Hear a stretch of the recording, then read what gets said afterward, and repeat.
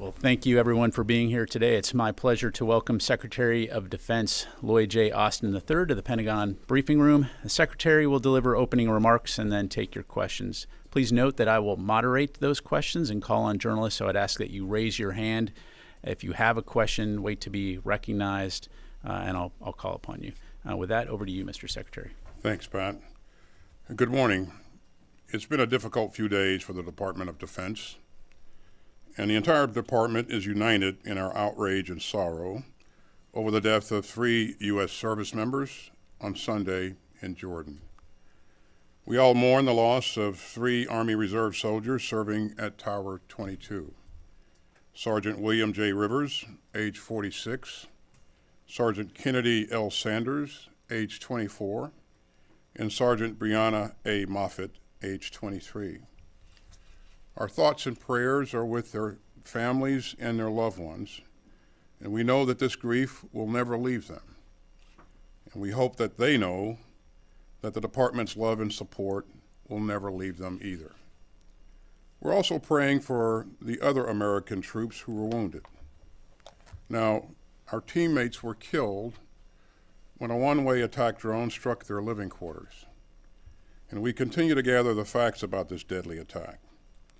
Our fallen soldiers had a vital mission to support Operation Inherent Resolve and to work with our partners to ensure the lasting defeat of ISIS. They risked their lives and lost their lives to keep their fellow Americans safe from global terrorism. The President will not tolerate attacks on American troops, and neither will I. Our teammates were killed by radical militias backed by Iran and operating inside Syria and Iraq. In the aftermath of the vile Hamas terrorist assault on Israel on October 7th, terrorist groups backed by Iran and funded by Iran have tried to create even more turmoil, including the Houthis attacking commercial shipping in the Red Sea. So this is a dangerous moment in the Middle East. We will continue to work to avoid a wider conflict in the region, but we will take all necessary actions to defend the United States, our interests, and our people. And we will respond when we choose, where we choose, and how we choose. Now, that's what everyone here is focused on. But in my first week back in the Pentagon, I did want to address my recent hospital stay and some of the issues around it. I'm recovering well, but as you can see, I'm still recovering. I'm still having some leg pain and doing physical therapy to get past it. I'm deeply grateful to my doctors and the nursing staff at Walter Reed, and I very much appreciate all the good wishes. But I want to be crystal clear. We did not handle this right, and I did not handle this right. I should have told the President about my cancer diagnosis. I should have also told my team and the American public. And I take full responsibility. I apologize to my teammates and to the American people. Now, I want to make it very clear that there were no gaps in authorities and no risk to the department's command and control. At every moment, either I or the Deputy Secretary was in full charge. And we've already put in place some new procedures to make sure that any lapses in notification don't happen. In the future, if the Deputy Secretary needs to temporarily assume the duties of my office, she and several White House offices will be immediately notified, including the White House Situation Room. And so will key officials across the department. And the reason for that assumption of duties will be included in writing. Now, I want you all to know why this happened. I was being treated for prostate cancer. The news shook me, and I know that it shakes so many others, especially in the Black community. It was a gut punch. And frankly, my first instinct was to keep it private. I don't think it's news that I'm a pretty private guy. I never liked burdening others with my problems. It's just not my way. But I've learned from this experience, So taking this kind of job means losing some of the privacy that most of us expect. The American people have a right to know if their leaders are facing health challenges that might affect their ability to perform their duties, even temporarily. So a wider circle should have been notified, especially the president. I'll take your questions today, but as you know, we've got an ongoing internal review, as well as a DoD Inspector General review that we fully support. So I may have to discuss some aspects later. Now, let me back up a bit. As you know, on 22nd December, I had a minimally invasive procedure to cure me of my recently diagnosed prostate cancer. And then I hit some bad luck during what is usually a pretty easy recovery. On January 1st, I felt severe leg pain and pain in the abdomen and hip. And that evening, an ambulance took me to Walter Reed. The doctors found that I had several issues that needed treatment, including a bladder infection and abdominal problems. On January 2nd, I was also experiencing fever and chills and shallow breathing. The medical staff decided to transfer me to the critical care unit for several days for closer monitoring and better team care by my doctors. And the deputy secretary assumed the functions and duties of my office, which happens when necessary. Her senior staff, my senior staff, and the joint staff were notified of this through our regular email notification procedures. And I never directed anyone to keep my January hospitalization from the White House. On January 5th, I resumed my functions and duties as secretary from the hospital. I was functioning well mentally, but not so well physically, and so I stayed at Walter Reed for additional time for additional treatment, including physical therapy for some lingering issues with my leg. Now, I'm offering all of this as an explanation and not an excuse. I am very proud of what we've achieved at the department over the past 3 years, but we fell short on this one. As a rule, I don't talk about conversations with my boss, but I can tell you I've apologized directly to President Biden. And I've told him that I'm deeply sorry for not letting him know immediately that I received a heavy diagnosis and was getting treatment. And he has responded with the grace and warm heart that anyone who knows President Biden would expect. And I'm grateful for his full confidence in me.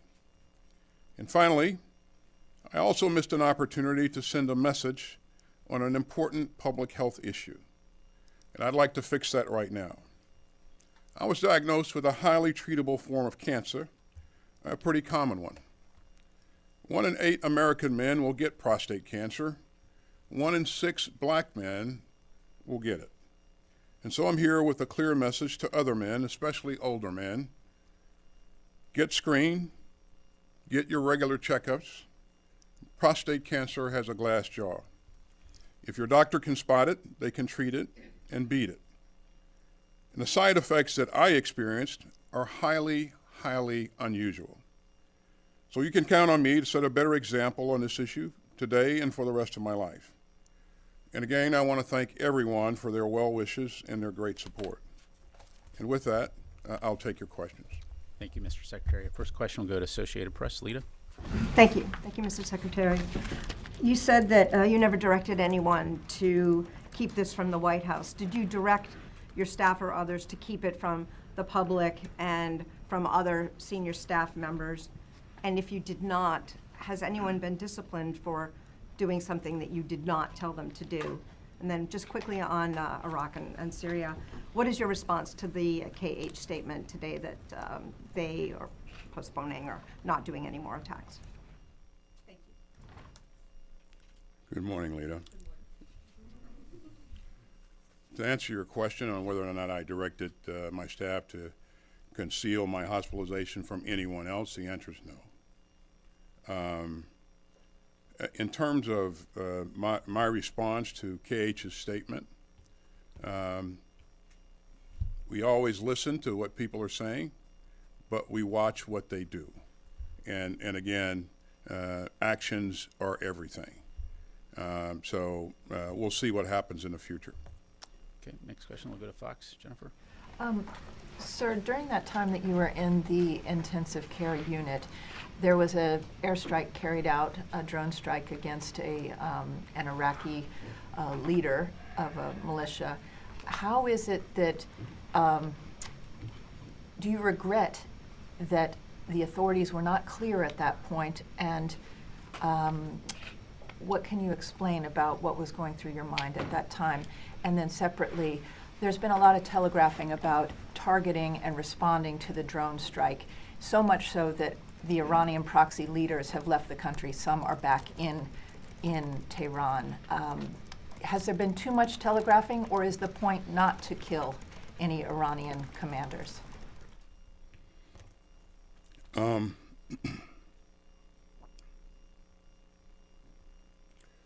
Regarding the strike on the 8th, Jen,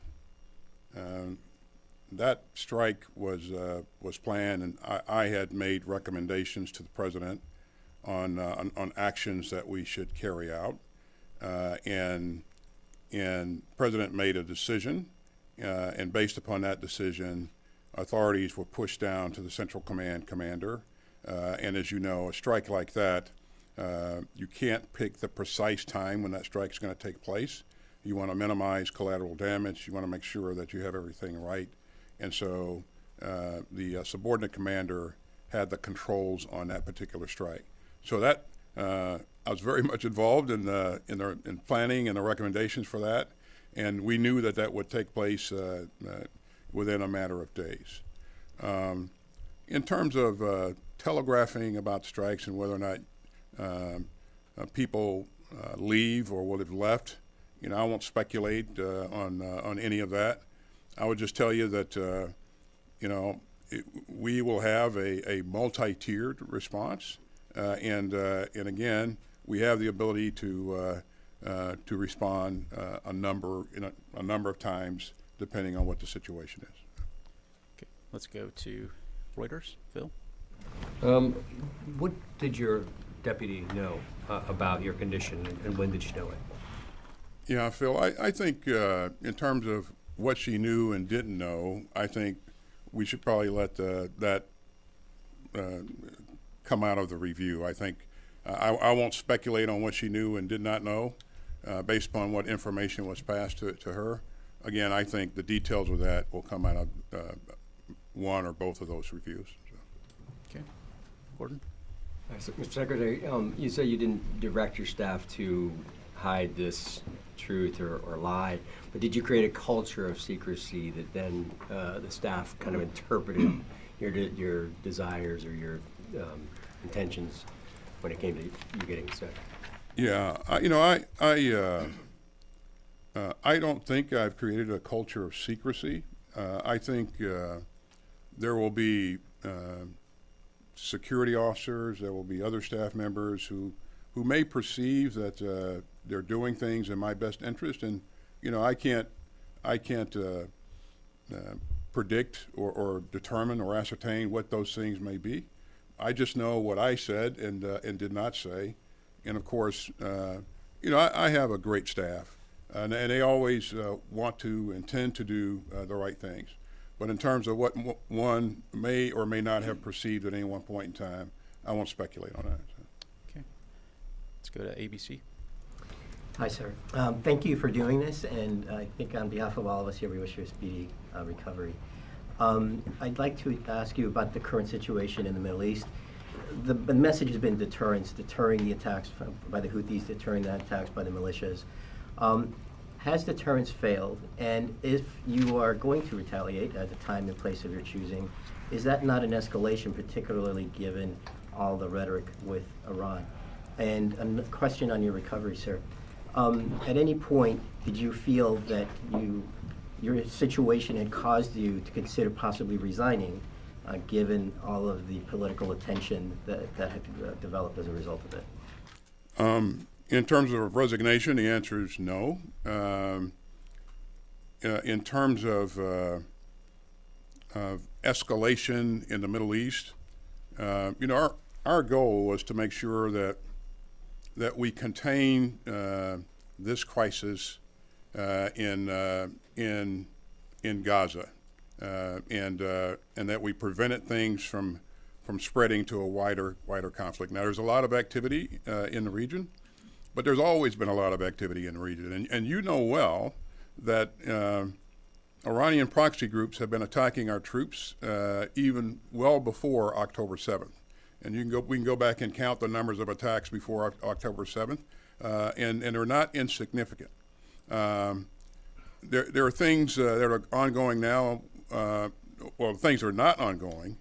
You know, we don't see a conflict, an all-out conflict between Israel and Lebanese Hezbollah, and so I think managing that, I think, has been artfully done, and so, you know, we remain in contact with our Israeli counterparts and make sure that doesn't blossom into a war on another front. We don't see Israel engaged in a conflict with other countries in the region. We're not at war with Iran. And yeah, the Houthis continue to do some things that are very irresponsible and illegal. And so our goal is to make sure that we continue to take away capability from the Houthis to do what they've been doing. And this is not a U.S. issue. This is an international issue. You know, we're going to either be serious about the freedom of navigation, or we're not. And so as we look at partners like the UK and so many others that have joined us in this effort, this is about freedom of navigation. There are others in the world that are watching this to see how serious we are about this, and we are serious. And again, our partners and allies are serious about it as well. This is costing countries and companies significant amounts of money as they've had to redirect commercial traffic around. But the Houthis, I mean, their activity needs to come to a halt, and we would call upon Iran to quit or to cease supplying the Houthis with these advanced conventional weapons that they've used to attack ships in the Red Sea and the Bab el-Mandeb. Great, let's go to Helene. Sir, commiserations on your illness, and it's good to see you back on your feet. At least on one foot. On one foot.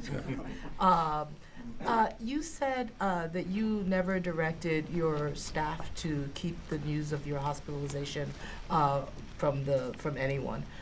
Did any senior members of your family or your wife direct people to keep this a secret? To my knowledge, no members. Well, I don't know. I don't know what anyone on my staff may have said, but I think these things will come out in the review. And so, rather than speculate, I think we should let the facts come out as the review is done. So. Can I ask you one more Sure. question about you? You mentioned during your opening statement that this was an opportunity to talk about prostate cancer, especially in the Black community. I wonder, though, do you have any regret that your silence on this reinforced this culture of secrecy among Black men about prostate cancer? Yeah, and you mentioned that, and it's probably not an issue of secrecy as much as it's an issue of privacy. And this is a very cancer period is very private, and there may be cancer survivors amongst us in this room right here, and I know there is at least a couple. There are at least a couple. But you know how private that is, and you know what the initial diagnosis feels like, and so among the Black community, though, it's even more a thing that people want to keep private, and again, it's more about privacy than secrecy. In my case, I should have informed my boss. I did not. That was a mistake. And again, I apologize to him for not doing so. Let's go to NPR. Mr. Secretary, you went to the hospital on December 22nd. Was your staff aware that you'd gone to the hospital? And if so, why didn't they tell the White House? You went back to the hospital on January 1st, and an aide told the dispatcher, when the ambulance arrives, no lights, no sirens. Did you direct the aide to say that? I asked my assistant to call the ambulance. I did not direct him to do anything further than just call the ambulance. And so what he said and why he said it, I think that should come out in the review as well. What about December 22nd, when you went to the hospital the first time? Was your staff aware? And if so, why didn't they tell the White House? When I went to the hospital on December 22nd, I went in for that procedure. My duties were transferred to the deputy. That was planned, and I decided to stay in the hospital overnight. Didn't have to, decided to stay there overnight because of the anesthesia that was involved. And then the next day, later in the afternoon, early evening, we transferred authorities back. No, I'm talking about your staff. Okay, Was let's- your staff aware? Why didn't they Peter? tell the White House? Mr. Secretary, first of all, we wish you good health and thank you for taking our questions. We hope you have a quick recovery. I have two questions. I'll start with the first one on your hospitalization. You were hospitalized for days before you informed the White House or the Commander-in-Chief of your condition and your absence. Anyone else within the military chain of command would have faced reprimand or even dismissal. Why shouldn't that same standard apply to you, sir? Well, let me just say that, thanks for the question, that we didn't get this right. And as I said, I take full responsibility for the department's actions. In terms of why on the second notification was not made to the White House, that information was available. I'm not sure at this point what exactly happened, but I think details will play out as the review is conducted. So. Okay, I can follow up about the situation overseas right now and the deliberation in regards to strikes. There have been more than 160 strikes on American targets across the region, as you noted, since October. Why has the U.S. waited until American service members were killed to escalate its response? Well, as you know, we've responded a number of times and taken out, first of all, their attacks. Many of them, most of them, are going to be ineffective. And most of them we're going to defend ourselves against. Whenever we conduct a strike, we're going to hit at what we're aiming at. We're going to take away capability. We're going to do what we're desiring to do. And so this particular attack was egregious in that the attack was on the sleeping area of one of our base, and again, we've Kataib Hezbollah and other elements continue to attack our troops, and again, I think at this point we should. It's time to take away even more capability than we've taken in the past. And in terms of you use the term escalation. We've not described what our response is going to be, but we look to hold the people that are responsible for this accountable. And we also look to make sure that we continue to take away capability from them as we go forward. Let's go to the next question. Washington Post, Missy. Welcome back, Mr. Secretary. First of all, the chairman of the House Armed Services Committee, one of the main oversight committees for this building, has asked if you will come testify on a specific date. Will you do that? And secondly, on the Middle East, what's your response to the criticism that the United States is sort of playing into the hands of the Houthis because the U.S. response is elevating their status? They've demonstrated an ability to withstand years of bombing in the past. And more broadly, playing into the hands of the Iranians that support the Houthis and the other groups, when the goal of President Biden in the United States has been to prevent increased violence in the Middle East, and now the United States is taking part in actually increasing it. Thanks.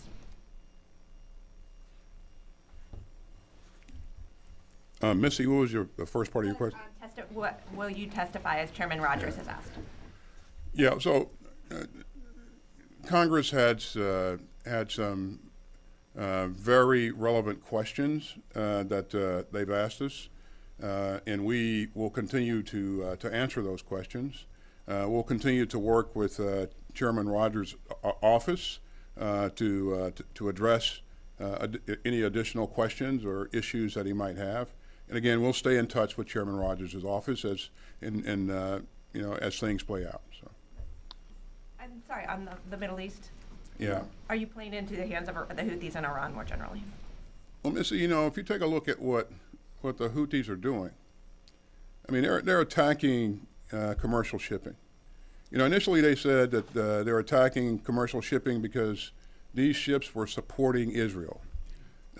They've attacked the ships that have the interest of some 50 countries that are not supporting Israel, and so this is an international crime, and this is something that we have to do about. And in terms of elevating the status of the Houthis, I think we have to do something about that. This is not elevating their status. This is about preventing them from having the ability to do what they've done in terms of attacking ships and trying to sink ships that have nothing to do with the Israeli conflict.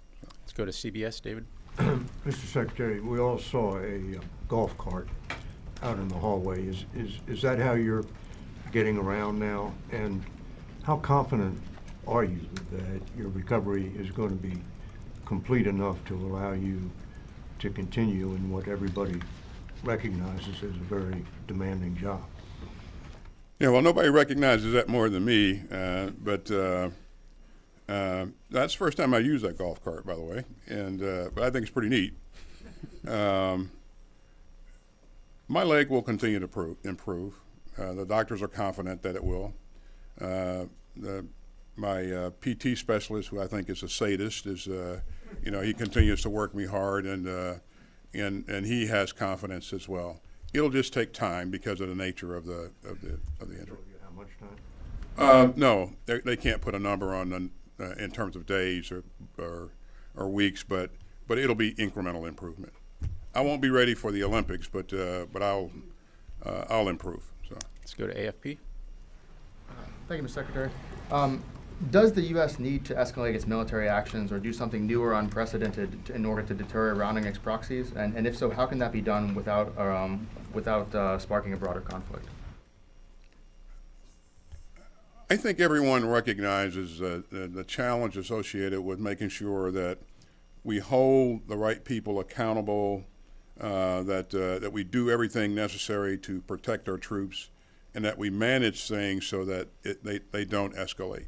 I don't think there's any set formula for doing this. I do think, though, that in everything that we do, as we work our way through our decision-making process with the National Security Council,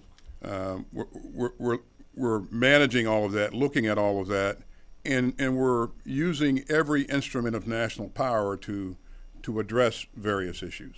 So I think, I mean, there are ways to manage this so it doesn't spiral out of control, and that's been our focus throughout. So. Let's go to Al Jazeera. Fadi. Thank you, John. Speedy recovery, Mr. Secretary. I have two things. Back in December, in your speech at the Reagan Library, you told Israeli leaders they have to protect civilian lives in Gaza. Since that speech, 12,000 more Palestinians have been killed. We're now at 27,000 killed. Why are you still supporting this war when this government, that is the most extreme in the history of Israel, led by someone who refuses to recognize any political right for the Palestinians, and with elements that are calling for ethnic cleansing and displacement of Palestinians? Do Palestinians have the right to dignity, as you said in Angola when I was with you on the trip? You said the future belongs to those who protect dignity, not trample it. Yeah. I said that in the speech at the Reagan Forum. I've said that to my counterpart, Minister Gallant, every time that I talk to him, and I talk to him every week. And I emphasize the importance of protecting civilian lives. I also emphasize the importance of providing humanitarian assistance to the Palestinians. It's critical. It's really important. There's no question that it's been a tough conflict. But as I've said earlier, we are starting to see the Israelis kind of shift their stance and change their approach to a more focused and controlled, well, control is probably not the right word, but a more focused effort focused on a discrete set of objectives. And so I think, we talked to them about that weeks ago, and they said they were going to do that, and they are doing that. But I will continue to emphasize, and I know Secretary Blinken and President Biden will continue to emphasize the importance of addressing the issue of the Palestinian people. It's critical. And, we're doing more, but we're not doing enough. So. Time for a few more. Let's go to CNN. Secretary, allow me to join my colleagues in wishing you a speedy recovery. The 30-day review is due in a matter of days now, I think less than a week if I'm not mistaken. Do you commit to making that review public? And second question, has your Chief of Staff, Kelly Magsamen, offered her resignation, or have there been discussions about her resignation in the wake of the failure to notify? I commit to being as transparent as possible and sharing as much as possible. Oren, you'll understand that because this is a command and control of policies of our government here, there'll be elements of this that are classified. But we're committed to sharing as much as possible, as soon as possible. And your Chief of Staff, has she offered her resignation? She has not. So. Okay, let's go to PBS. Nick. Mr. Secretary, I've seen what you're going through up close among loved ones, so again, we wish you full recovery, and I know it's possible, so thank you.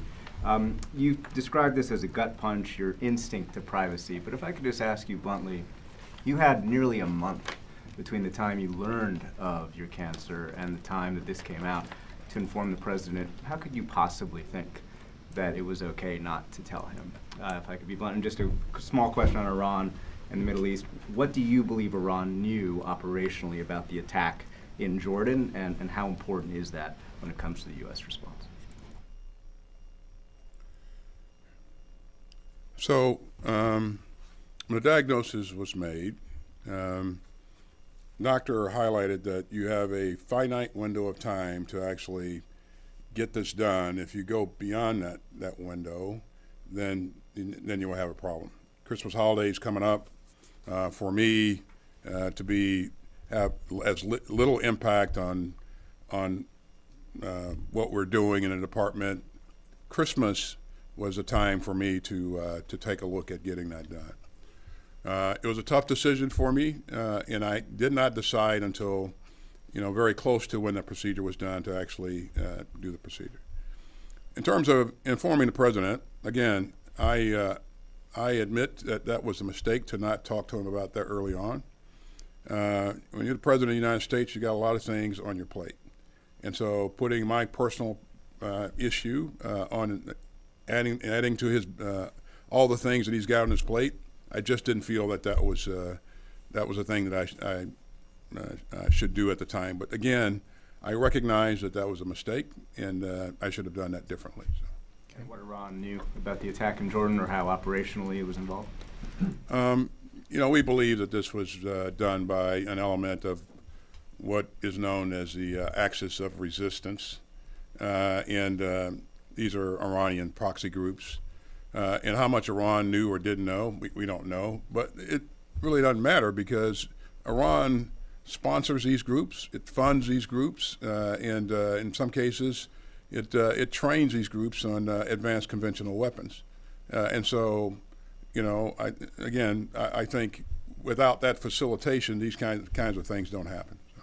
Okay, let's go to FT and then Politico to close it out. Thanks, Mr. Secretary.